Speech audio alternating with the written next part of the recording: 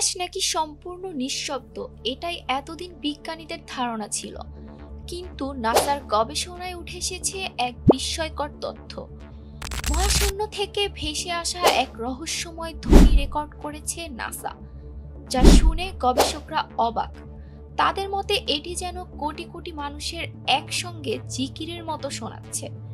কিন্তু প্রশ্ন হচ্ছে, এই শব্দ কি সত্যিই শুধু বৈজ্ঞানিক কম্পন, নাকি ফেরেশতাদের জিকিরের ধ্বনি?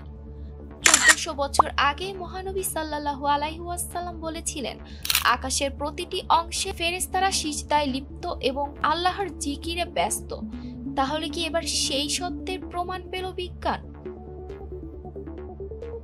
সহিহ মুসলিম হাদিস আবু দার রাদিয়াল্লাহু তাআলা আনহু থেকে বর্ণিত, রাসূলুল্লাহ সাল্লাল্লাহু আলাইহি ওয়াসাল্লাম যখন মিরাজ থেকে ফিরে আসেন, তখন সাহাবা তাকে জিজ্ঞাসা করেন, ইয়া রাসূলুল্লাহ, আপনি আকাশে কি দেখেছেন, কি শুনেছেন? জবাবে নবীজি সাল্লাল্লাহু আলাইহি ওয়াসাল্লাম বলেন, আমি যা দেখেছি তোমরা তা দেখতে পাও না, আমি যা শুনেছি তোমরা তা শুনতে পাও না। আকাশ জুড়ে প্রচন্ড কম্পনের শব্দ শোনা যাচ্ছে, আর এর পেছনে রয়েছে এক গভীর রহস্য। আকাশের প্রতিটি অংশে এমনকি 4 আঙুল পরিমাণ জায়গাও খালি নেই। সেখানে ফেরেশতারা সিজদায় লিপ্ত এবং তারা নিরবচ্ছিন্নভাবে আল্লাহর জিকিরে মশগুল। রাসূল সাল্লাল্লাহু আলাইহি ওয়াসাল্লাম হাদিসে উল্লেখ করেছেন, আকাশে প্রচন্ড ঝাঁকুনির মতো শব্দ হচ্ছে। অতীতে ধারণা করা হতো মহাকাশ একটি সম্পূর্ণ বায়ুশূন্য পরিবেশ, যেখানে শব্দের সৃষ্টি অসম্ভব।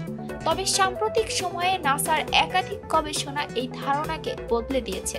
গবেষণায় দেখা গেছে মহাকাশে বিভিন্ন প্রাকৃতিক ঘটনা ও কম্পনের ফলে বিশেষ ধরনের শব্দ সৃষ্টি হয়, যা আধুনিক প্রযুক্তির মাধ্যমে শনাক্ত করা সম্ভব হচ্ছে।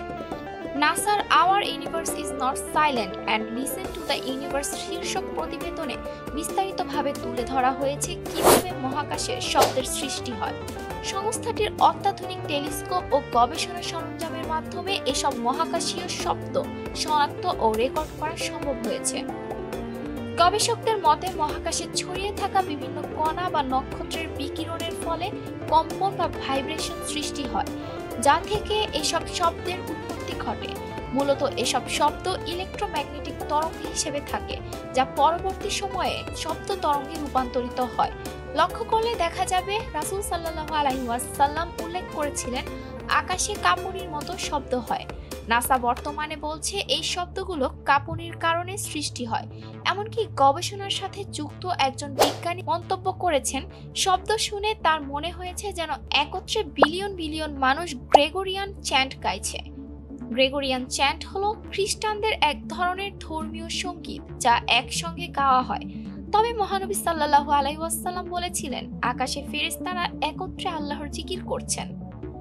নাসা মহাকাশে যে শব্দ আবিষ্কার করেছে তার পেছনে বিভিন্ন বৈজ্ঞানিক ব্যাখ্যা রয়েছে, যেমন নক্ষত্রের চুম্বক ক্ষেত্র বা প্রাচীন মহাবিশ্বের বিস্ফোরণ। তবে এই শব্দের বর্ণনা মহানবী সাল্লাল্লাহু আলাইহি ওয়াসাল্লামের হাদিসের সাথে সঙ্গতিপূর্ণ, যেখানে তিনি 1400 বছর আগে বলেছিলেন, আকাশের ফেরেশতারা একত্রে আল্লাহর জিকির করছেন।